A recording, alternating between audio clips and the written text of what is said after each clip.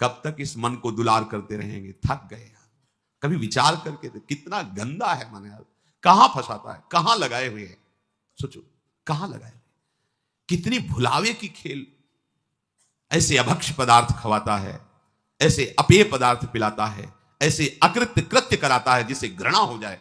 पर ये माया ऐसा आसक्त कि उसी में वो जीना, उसी में सुख, उसी में वो आनंद का अनुभव करना चाहता है। अनित्यम अशुखम लोकमिमं प्राप्य भजस्व माम। ये अनित्य है, अशुख है संसार। प्रभु का भजन करके प्रभु को प्राप्त हो, स्वयं कह रहे हैं इस अनित्य में मत फंसो। ये तुम्हें स्वतंत्रता दी गई है, तुम प्रारब्ध के अधीन नहीं हो, कोई पशु नहीं हो, मनुष्य हो। प्रारब्ध शुभ अशुभ कर्मों के जो संचित हैं उनमें से कुछ परिणाम निकालकर इस शरीर को दिया गया है। आप जो चाहो कर सकते हो, घोर पाप कर सकते हो और बहुत दिव्य भजन करके भगवान को प्राप्त कर, ये स्वतंत्रता है आपकी, बिल्कुल स्वतंत्र हो। आप मनमानी आचरण कर सकते हो और आप शास्त्र के अनुसार चल सकते हो। आप गुरु की वचन के अनुसार चलकर परमात्मा प्राप्ति कर सकते हो और मन के अनुसार चलकर दुर्गति को प्राप्त हो सकते हो। पूरी स्वतंत्रता है मनुष्य जन्म में। पर ध्यान रखो, ये शरीर क्षण भंगुर है, कभी भी नष्ट हो सकता है। संसार के चाहे जितने पदार्थ और पद समेट लो, तुम्हें कभी शांति नहीं मिलने वाली। देखो आप लोग तो कुछ ही लोगों से मिलते हैं। हम बचपन से भगवान के शरणागत मार्ग में रहे, तो कानपुर महानगर है, एक से एक पदाधिकारी, धनी, फैक्ट्रियों के बड़े बड़े मालिक ऐसे मिले हैं जिनके पीछे 10-10 गाड़ियां चल रही, लोग गनर अंगरक्षक के लिए रखे, बड़ा वैभव। और जब एकांत में मिले हैं, उन्होंने अपनी बात कही है, तो एक साधारण पुरुष से भी ज्यादा वो अशांत है। एक किसान आराम से मेहनत करके 4 रोटी खा के सो जाता है, उनको नींद भी नहीं आती। ऐसे परिवार में कलह है, वैभव इतना है, ऐसे परिवार के आचरण को देख देख के जल रहा है, अशांत हो रहा है। क्यों? फिर सिद्धांत गलत हो जाएगा। भगवान से विमुख को स्वप्न में भी शांति नहीं मिल सकती। आप लोग तो अब आपके सामने जब उतरेंगे तो आपको तो लगेगा ही कि 10 गाड़ी पीछे चल रही। इनके एक मैदा फैक्ट्री के मालिक आते थे, 10 मैदा फैक्ट्री थी, कैसी उनका वैभव। पर जब एकांत में बात करते तब हृदय यही कहता, ओहो, भगवान से विमुख होने के कारण देखो सब कुछ है लेकिन कुछ नहीं है। जिसे शांति कहते हैं, जिसे सुख कहते हैं, जिसे विश्राम कहते हैं, वो नहीं। भगवत भक्त जो भजन परायण है, चरित्र में देखा गया उनके पास सही वस्त्र भी नहीं, भोजन भी नहीं, और परमानंद में बेपरवाह, आनंद मगन, शांति। उनके हृदय में शांति क्या, उनके समीप पहुंच जाओ तो तुम शांत हो जाओगे, उनके दर्शन कर लो तो हृदय विश्राम मानने लगेगा। इसलिए तुम्हें यदि परमार्थ का, अध्यात्म का मार्ग मिल गया तो तुम बड़े भाग्यशाली हो। अब तुम्हें सावधानी ये रखनी कि मार्ग छूटने ना पावे। अध्यात्म मार्ग बहुत बड़ी कृपा से मिलता है। ये हम लोग अज्ञानी हैं, पाए रतन चीन्ह्यो नहीं, दीन्ह्यो करते डाल। ये माया श्री कृष्ण की मोहे सब संसार। दुख के समुद्र से निकलने का अवसर मिल गया है, सावधान हो जाओ। तुम्हें तृप्ति और बोध इसी अध्यात्म मार्ग में मिलेगा, केवल अध्यात्म मार्ग में मिलेगा, लोक में नहीं। अभी एक दिन एकांतिक में 20 वर्ष का नया बालक होगा, बड़े आर्त भाव से कह रहा था कि मेरी बड़ी दुर्दशा हो गई है, विक्षिप्त सा हो रहा हूं। मैंने ऐसी अपवित्र हस्तक्रिया की जिससे अपने ब्रह्मचर्य को नष्ट किया। आज हमारा जीवन ऐसा खोखला हो गया कि अंदर से अशांत, हर समय में बहुत कष्ट में रहता हूं, बहुत परेशान हूं, अब क्या करूं? सोचो, अभी 20 वर्ष की अवस्था, अभी तो यौवन का रंग आने वाला है और वो अपने आप को इस स्थिति में ले गया, अब क्या होगा? बस किस हेतु से गया वो ऐसी स्थिति में? एक जनेंद्री ने फंसा लिया कि इसके घर्षण में सुख है। स्थिति क्या हुई? पूरे जीवन की नींव नष्ट कर दी। सुख का और तृप्ति का एकमात्र उपाय अध्यात्म है। देखो, पूर्व इतिहास में, शास्त्रों में पाया गया, चाहे राजा का राजकुमार हो या किसी गरीब का लड़का हो, दोनों गुरुकुल में एक समान रहते थे। गुरुकुल में 20 वर्ष 25 वर्ष तक शास्त्र शिक्षा, ब्रह्मचर्य, संयम, नियम, फिर अपने अपने अधिकारानुसार गृहस्थ धर्म या विरक्त धर्म का अनुसरण। तो गृहस्थ में भी रहते हुए महात्मा ही रहते थे, क्योंकि उनकी नींव बन गई है।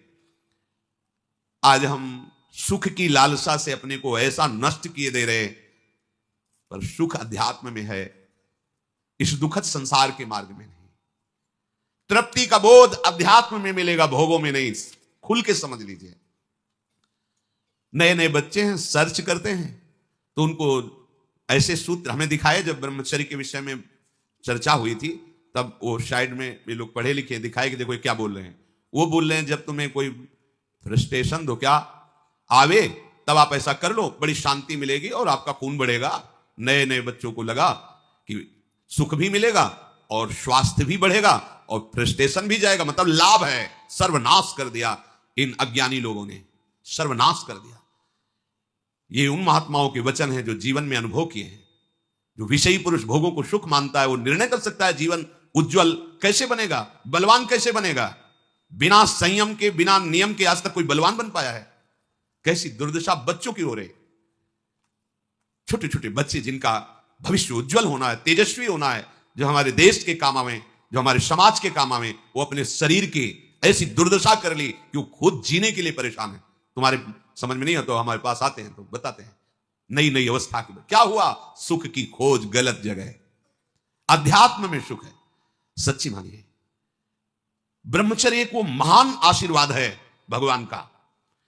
आपसे कोई और साधन न बनता हो, यदि ब्रह्मचर्य है एक अपार शीतलता, कोई भी रोग तुम्हें परास्त नहीं कर सकता। सच्ची एक नवीन उत्साह, बुखार है, किडनी फेल है, दर्द है, एक नवीन उत्साह, एक नवीन बल तुम्हें कहीं झुकने नहीं देगा। सोचो जिसके निकलने में तुम सुखानुभव करते हो उसको रोकने में कितना महान सुख होगा। पर ये बातें ना तो स्कूलों में बैठ के समझाई जाती हैं, क्योंकि यह अध्यात्म मार्ग की नींव है और आजकल सुविधाएं ऐसी बन गई, संसार के सुख का दर्शन, संसार के सुख का ही आकर्षण। तो छोटे छोटे बच्चे सब, अब ये आगे चलकर क्या इनकी जीवनी होगी। जिसके जीवन में संयम नहीं है, व्यभिचार प्रवृत्ति आ गई है, चाहे स्त्री हो या पुरुष हो, स्वप्न में भी सुख प्राप्त कर सके असंभव। शुभगति व्यभिचारी, व्यभिचारी की कभी शुभगति सवाल नहीं उठता। अरे बाहर मरने के बाद जो होगा उसकी बात जाने दो, जीते जी तुम जीने लायक नहीं रहोगे। यदि ब्रह्मचर्य के साथ खिलवाड़ करोगे तो जीने लायक नहीं रहोगे। देख लो परिणाम आत्मवंचित करने वाला होता है। मान जाओ, मान जाओ, ये खिलवाड़ बंद करो। गृहस्थ धर्म में शास्त्र आदेश है संतानोत्पत्ति के लिए। बार बार हम प्रार्थना करते हैं यदि आप कुछ वर्ष ब्रह्मचर्य रहकर नाम जप करें, फिर संतानोत्पत्ति की सेवा भगवान की सृष्टि वर्धक, तो आप देखेंगे आपका पुत्र तेजस्वी, बलवान, बुद्धिमान, धर्म का पालन करने वाला। जब आप ही बेविचारी हैं तो आपकी संतान क्या होगी? आप ही धर्म भ्रष्ट हैं तो आप क्या प्रकट करेंगे? जहां मां की महिमा का वर्णन किया जाता है, पहला पद इस सृष्टि में सबसे बड़ा मां का है। एक सन्यासी भी जब मां को देखता है तो दंड सहित साष्टांग दंडवत करता है। पिता उसको साष्टांग दंडवत करता है, लेकिन मां को वो साष्टांग दंडवत। मां के सामने कोई दूसरा पद नहीं, सबसे पहला पद। जब हमारे पवित्र आचरण नहीं होंगे तो हम क्या अपने बच्चों को शिक्षा दे देंगे? क्या उनको आगे बढ़ाएंगे? अध्यात्म का परिचय ही नहीं तो हम क्या बताएंगे? भोगों में तृप्ति आज तक किसी को नहीं मिली, यही भगवत प्राप्ति में सबसे बड़ी बाधा है। ज्यों ज्यों तुम भोग भोगोगे वैसे ही वैसे भोग आसक्ति बढ़ती चली जाएगी। इसलिए संतों का अनुभव मान लो, विषयान विषवत त्यज्य, भोगों से डरो जैसे विष से डरा जाता है। देखो अज्ञान की वृत्ति, जैसे अपने लोग संत वेश में हैं, भगवत मार्ग के पथिक है, हमारे सामने मदिरा की बोतल रखी जाए तो कैसा? जानते नहीं मैं साधु हूं। और अगर भोग की बात हो तो कैसा? उत्तर अपने आप से ले लो, दूसरे के उत्तर देने की जरूरत नहीं। हमारे सामने मांस रखे तो कैसा? एकदम बिगड़ जाएंगे। त्याज्य घृणित वस्तु आसुरी भाव की हमारे सामने रखते हो। और अगर भोगों की बात आए तो क्या वैसे ही हमारे अंदर बात आती है? त्याज्य विषय को हमारे सामने चर्चा, अलम विषय वार्तया नरक कोटि भी भत्सया, कैसा होता है? क्या हमारे सामने जो त्याज्य वस्तुएं आती हम कभी उनको पाने की इच्छा भी करेंगे क्या? विष के समान हम मदिरा को देखेंगे, मांस को देखेंगे तो उसी कोटि का है हमारे लिए वो भाव विषय भोगों का। उसको तो हम अलग करके देखते हैं, नहीं ये कैसे हम पी सकते हैं, कैसे दे? और वो बड़े शौक से हमारा मन राजी हो जाता है, नहीं ये भुलावा है, सावधान, एक ही कोटि है, एक ही लाइन में रखा गया है। यदि परमार्थ अध्यात्म के पथिक हो तो ऐसा नहीं। भोगों को संतों ने कहा यदि अध्यात्म मार्ग में चलना है तो विषयान विषवत त्यज्य। जैसे विष को हम खा नहीं सकते, चाहे सुंदर रबड़ी में डाल के दिया जाए या खीर में डाल के दिया जाए, कोई हमें कान में बता दे कि विष है, इसमें विष मिला है, बस अब हम खा नहीं सकते, चाहे हाथ जोड़े चाहे पैर जोड़े। गुरुजनों ने कहा कि विषय विष से भी बड़ा भयानक है, मत भोगना। फिर हम ये बात क्यों स्वीकार नहीं कर पाते? जैसे रबड़ी में बहुत रति है, पर आके कोई बता दे इसमें विष मिला है तो बिल्कुल नहीं खा सकते, जबरदस्ती खवाना चाहे तो नहीं खा सकते। पर विषय, शास्त्र और गुरुजन कह रहे हैं विषयान विषवत त्यज्य।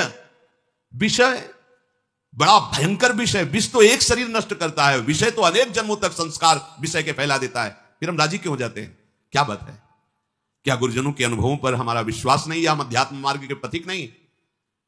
वो चैप्टर ही हमारा नहीं है, हमारा मार्ग अध्यात्म मार्ग है। चाहे गृहस्थ हो चाहे विरक्त हो, एक पत्नी व्रत धारण करने वाला गृहस्थ ब्रह्मचारी ही माना जाता है। जो केवल संतानोत्पत्ति के लिए गृहस्थ क्रिया करता है उसे ब्रह्मचारी ही माना जाता है। नाम जप करते हुए अतिथि सेवा, परिवार का पोषण, वो साधु ही माना जाता है। हमारे मन में जो भोगों की स्फुरणा होती है उसके कई कारण होते हैं।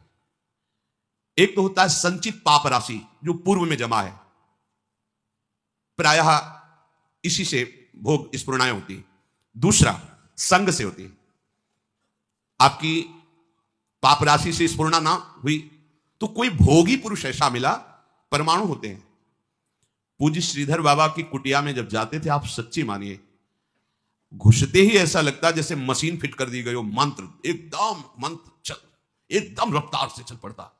और जे 8 बजे रात्रि के जाते थे चरण चापने, जे ही उनके चरणों को स्पर्श करते ऐसा लगता हम किसी दिव्य भावलोक में बैठे। क्यों? उनके परमाणु, नाम जापक संत, रात दिन नाम जापक, ऐसे परमाणु उनकी हर वस्तु में, कोई भी वस्तु उनकी छुओ के एक दिव्यता थी उसमें। ऐसे ही जैसे वो रात दिन भजन में लगे तो उनकी हर वस्तु में परमाणु, ऐसे ही रात दिन जो भोगों में लगे उनकी हर वस्तु में भोग के परमाणु हैं। सावधान, उनके आसन पर बैठना, उनकी थाल में पाना, उनका स्पर्श होना, उनका संभाषण होना, उनसे मित्रता करके उनका चिंतन करना, ये भोगों को बढ़ावा देना होगा। इसी को विपरीत देखो संतों के प्रति, उनके समीप बैठना, उनका जूठन पाना, उनको देखना, उनसे संभाषण करना, भजन का बढ़ावा होगा। देख लेना,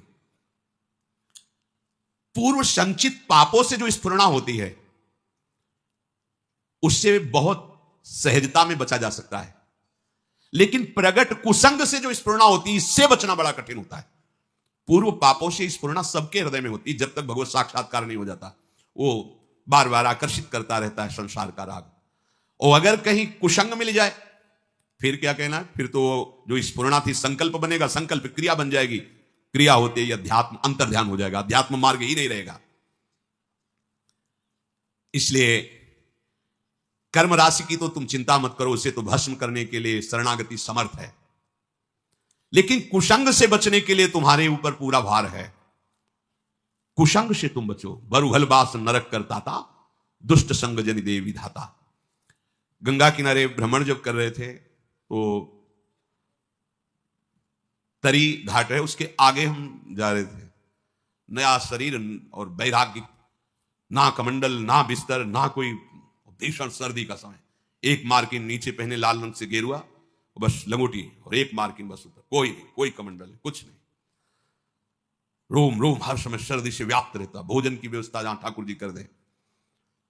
तो माह के महीने में रामनगरिया लगती गंगा किनारे, जैसे माघ मास में वहां प्रयाग में, ऐसी जगह जगह मान लो 10,000 फिर 10,000 ऐसे 2-4 किलोमीटर ऐसे ऐसे नगर जैसे बन, रामनगरिया उनको कहते हैं। किनारे से चलने पर वो मिलते हैं। तो एक महात्मा जिनकी पोशाक बहुत अच्छी लग रहा था, सुविधाजनक जीवन है, तो देखा, बड़े बुजुर्ग अवस्था के थे। उन्होंने, हे महात्मा, देखने से ही लग रहा है कि तुम गंगा की परिक्रमा दे रहे हो। परिक्रमा तो नहीं, पर गंगा किनारा ही हमारा जीवन है। बोले आओ 2-4 दिन रुक लो। पूरा रामनगरिया सब अलग अलग तंबू लगे, जैसे प्रयागराज में बड़ी व्यवस्था, बड़े ऊंचे ऊंचे ऐसे गद्दे और तंबू, क्योंकि बहुत सर्दी गंगा किनारे तो और पड़ती है। हमें भी लगा चलो संत भगवान 2-4 दिन के लिए कह रहे, रुक जाते। जो ही रुके 12 बजे कितने प्रकार के भोजन, खीर, ये हो, जहां रोटी भी नसीब नहीं हुआ, तो कहा चलो भगवान की बड़ी कृपा 2-4 दिन जो है दोपहर में पाया। रात्रि में उन्हीं के पास शयन किया, बड़ा तंबू था, ऐसे हो ऐसे। दूसरे दिन सुबह 8 बजे के करीब जलेबी का भंडारा था, फिर राजभोग अलग। खूब ऐसे पुण्यात्मा जन करते रहते हैं। पास में और भी ऐसे शिविर लगे थे उनके निज जनों के। तो उनमें से एक प्रणाम योगी है, वो जलेबी का भंडारा संतों के लेकर वो स्वयं लेके आई और आया, और कुछ भी हमका भेंट हम लेते नहीं। और जलेबी प्रिय वस्तु, मीठा खूब अच्छे से अच्छा पहले ये था कि पता नहीं आज मिला है, कई दिन ना मिले, कभी गैस की गोली नहीं खानी पड़ी, चाहे जितना पालो 2 दिन 4 दिन नहीं मिला, सब बच गया। अब जीव ही पा करके थोड़ा ही समय हुआ, पहले दिन का राजभोग, दूसरे दिन का ये बाल भोग जलेबी, वो जलेबी बाल भोग का राजभोग जैसा ही गरम गरम जलेबी, जैसे नशा चढ़ता है ऐसे दिमाग में बस। तो उनमें एक बहुत सरल और वास्तविक साधु स्वभाव के थे, वो केवल सेवा में ही रहते थे महंत जी की। उनसे हमने पूछा, वह वृद्ध थे, हम कहा कल से आज तक हमारी भावना में बड़ा परिवर्तन हो गया। तो उनका महाराज क्षमा करना, आप जिस मार्ग में चल रहे हो वो ये मार्ग नहीं है, वो ये मार्ग नहीं जो आप स्वीकार कर लिए। हम कहा अच्छा, तो सोचा 1-2 दिन, बोले नहीं महाराज आप नहीं समझ रहे हो, और बताया कि जो जलेबी खवाई वो कैसे आचरण कैसा, बस कुछ उठाना धरना तो था, ले 2-3-4 दिन जहां भूखे रहे अपने आप ठीक हो गया। अन्न का कुसंग, व्यक्ति का कुसंग, ये परमार्थ की राह को भटका देता है। उपासक को सदैव ये देखना चाहिए कि मेरे मन की स्फुरणा कहां है, प्रियालाल के प्रति है, भोगों के प्रति, यदि भोगों के प्रति हो रही तो त्रुटि कहां है, पूर्व पाप संस्कार से हो रहे हैं या कहीं कुसंग हो रहा है। पूर्व पाप संस्कार स्फुरणा देगा, ना कि आपका नाश, ध्यान रखना, और कुसंग स्फुरणा ही नहीं देगा, नाश कर देगा। इसीलिए बल उभल बास नरक करता था, दुष्ट संग जनि दे विधाता। साधक ये बातें समझ नहीं पाता है, फिसल करके ऐसे गिर जाता है। बहुत सावधानी की आवश्यकता है, हर समय अध्यात्म मार्ग पर आपकी दृष्टि बनी रहे। देखो यदि साधक सावधान नहीं रहेगा तो फिर नया कर्म बना, फिर पुरानी स्फुरणा और नया कर्म मिलकर के नवीन चक्र की रचना, जन्म मरण की। इसीलिए मुक्त होना बड़ा कठिन हो जाता है। यदि आप, बहुत ध्यान देने योग्य बात है, शरणागत होकर भजन कर रहे हो, अध्यात्म पर दृष्टि रखें, तो चिंता मत करो, आपकी पूर्व कर्म राशि ये भगवान आचार्य नष्ट कर देंगे, कटी कर्म बंधन से। पर यदि आप नवीन कर्म फिर वैसे ही कर रहे हैं तो विश्वास मत रखना कि पीछे का और आगे का दोनों जोड़ करके भोगना पड़ेगा। पीछे की कर्म राशि तब नष्ट होती है जब अवलो नशानी अब ना नशे हो। आज तक किया, पर आज के बाद चाहे प्राण निकल जाए, आज के बाद नहीं, निहाल हो गए, आज ही निहाल हो गए, आज ही निहाल हो गए। हम तो हम सर्व पापी भ्यू मुक्त श्यामी, मेरे सरकार बोल रहे हैं, प्रभु बोल रहे हैं। पर यदि ऐसा कि नए कर्म भी, क्रियमाण भी पापाचरण हो रहा है, फिर नहीं, सिद्धांत काम नहीं करे, फिर पीछे का लागू हो जाएगा। फिर आप कहोगे कि अध्यात्म में उन्नति नहीं हो रही, कोई लाभ नहीं मिल रहा, कोई सुख नहीं मिल रहा, क्योंकि आप गलती कर रहे हो। चलनी में गैया दुहे और दोष दयु को दे। देखो आपके पीछे के कर्म प्याज जैसे बदबू वाले हैं, जमा है गोदाम में, ऊपर से यदि केसर और कपूर लाद दिया जाए तो केसर और कपूर की गंध प्याज को नष्ट करके अपना प्रभाव दिखा देगी। नाम जब कीर्तन कथा वार्ता यह है केसर कपूर, लाद दो अपने पूर्व पाप के ऊपर, भगवान नाम का वजन सब दब जाएगी, उसकी दुष्प्रवृत्तियां नष्ट हो जाएंगी। अगर कहीं वायु का झोंका चले और कपूर खुला रह जाए तो उड़ जाएगा, फिर प्याजे की गंध रह जाएगी। माया का झोंका चला और आप अपने यश कीर्ति में, अपनी बड़ाई सम्मान प्रतिष्ठा में, भजन में कमी, मान सम्मान प्रतिष्ठा में बह गए तो उड़ गया कपूर, अब बचा प्याज है, उसकी दुर्गंध शुरू हो जाएगी। कितना महापुरुषों ने सूक्ष्मता से अनुभव किया है। इसलिए ध्यान रहे कि इस माया की वायु का प्रवेश आपके हृदय में ना होने पर दुर्गंध ही रह जाएगी, केसर कपूर की गंध नहीं रह जाएगी। ये माया के प्रवाह का, तूफान का क्या भाव समझें? सबसे ज्यादा अहंकार, इसी में सारे दोष आते हैं। मैं तपस्वी हूं, मैं साधक हूं, मैं ज्ञानी हूं, मैं ध्यानी हूं, मैं बड़ा भगत हूं। इस तरह की अगर अध्यात्म मार्ग में कहीं भी कोई भी वृत्ति है तो वो आपकी दुर्वासना जो दबी हुई है उसको उठा लेगी। मैं बहुत नीच अधम हूं, अगर ये कुछ साधन बन रहा है तो श्री जी की कृपा से बन रहा है, गुरु जी की कृपा से बन रहा है दुर्गंध वाली बातें, पर ऊपर कपूर और केसर है, उसकी दुर्गंध आपके हृदय को परास्त नहीं कर पाएगी। उपासक धीरे धीरे अपने बुरे स्वभाव को, बुरे कर्म को सद्भाव से, अच्छे स्वभाव से दबा देता है। नष्ट नहीं हुआ, नष्ट होता है भगवत साक्षात्कार पर। जब तक प्रभु से आंखें ना मिले तब तक विश्वास न करना कि काम हो गया। यही डर ही डरप हरिवंश हित जिनो भ्रमय गुण सलिल पर जिहि नामन मंगल लोक त्यों शिव हरिपद भज न विलंब करे। आगे चल करके प्रभु ऐसी ज्ञानाग्नि पैदा कर देंगे कि फिर वो दुर्गंध वाली चीजें ही नहीं रह जाएंगी। इसलिए जितना जीवन है, एक बार हम अपने प्रभु को समर्पित करके केवल भजन में लगावें। जो भी हम कार्य करें अपने प्रभु को समर्पित करते रहें। भगवान जो बार बार कह रहे हैं ना, मेरे को समर्पित करो, भगवान को कुछ चाहिए नहीं। जैसे भगवान कहते हैं यद करोषि, जो तुम करते हो, यदस्नासि, जो तुम खाते हो, तुम मेरे को समर्पित करो। ये दुलार है। जब हम किसी वस्तु को प्रभु को समर्पित कर देते हैं तो हर वस्तु में बांधने की सामर्थ्य माया की। कोई भी सड़ी से सड़ी वस्तु में एक माया शक्ति है जो हमें आसक्ति से बांधती है। आसक्ति से प्रभु कहते हैं मेरे को समर्पित कर दो। जैसे कर्म समर्पित कर दिया, अब कर्म बंधन नहीं रहेगा। भोग समर्पित कर दिया, अब वो प्रसाद हो। प्रभु तुम्हारे भले के लिए कह रहे हैं कि जो प्रभु को समर्पित कर दिया जाता है और निर्विकार हो जाता है। बात समझो। ये भगवान तो कहते हैं कि सब तुम मेरे लिए, अगर नहीं समर्पित करोगे तो दुर्गति को प्राप्त होगे। भगवान तो नाराज होकर बोल रहे हैं। नाराज नहीं, उस वस्तु का प्रभाव है। कोई भी कर्म, कोई भी यहां की वस्तु सब बांधने वाली है। समझो, पहले सब बांधते, कोई भी व्यक्ति सब बांधता है। अपने राग से सब मुझे बांधते हैं। अगर प्रतिकूल हुआ तो द्वेष से बांधते हैं। यहां कोई मुक्त करने वाला नहीं है। एक एक वस्तु, एक एक व्यक्ति, एक एक परिस्थिति केवल बांधती है। और हम साधना कर रहे हैं मुक्त होने की।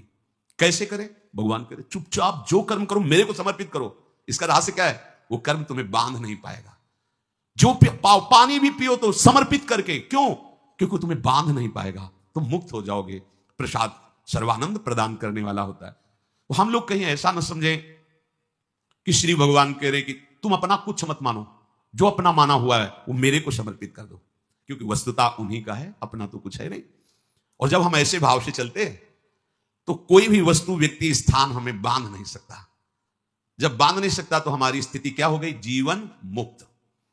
अब चाहे जैसा पदार्थ हो, चाहे जैसा व्यक्ति हो, चाहे वो बांध ही नहीं पाएगा। जब प्रभु को समर्पित जीवन हो गया तो अब तुम्हारा जीवन जीवन मुक्त हो गया।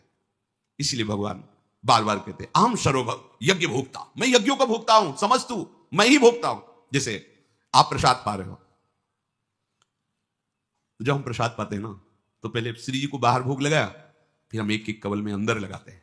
हृदय रूपी सिंहासन में हमारे प्रियालाल विराजमान है और वो पा रहे हैं एक एक कवल। जो भी खाते पीते हैं हृदय मंदिर में मेरे प्रियालाल विराजमान है, वो पा रहे हैं। ये मुख उनके पवाने के लिए, हम भोगता नहीं। और वैसे भी सिद्धांत में भगवान कहते हैं भोक्ता तो मैं हूं। हम वैश्वानर प्राणी नाम देहमाश्रिता, वैश्वानर अग्नि के रूप में मैं समस्त प्राणियों के देह में विराजमान होकर उस अन्न को पचाता हूं। तो कौन पा रहा है? प्रभु पा रहे। हमारी सारी चेष्टा प्रभु के लिए हो जाए तो अभी जीवन मुक्त हो जाए। तो जो भी हम क्रियाएं कर रहे हैं, जो भी हम भोग लगा रहे हैं, तो क्या ऐसी गंदी क्रियाएं, ऐसी गंदी भोग वृत्ति हम प्रभु को अर्पित कर सकते हैं क्या? तो बचो। जो प्रभु को अर्पित नहीं कर सकते वो खाओ मत। जो प्रभु को अर्पित नहीं कर सकते वो क्रियाएं कैसे करोगे तुम?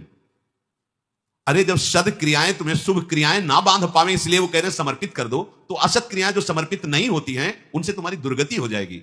और ये जीवन केवल भगवत प्राप्ति के लिए। इसलिए एक एक क्षण अपने प्रभु के चरणों में समर्पित करते हुए उनका सतत स्मरण करो।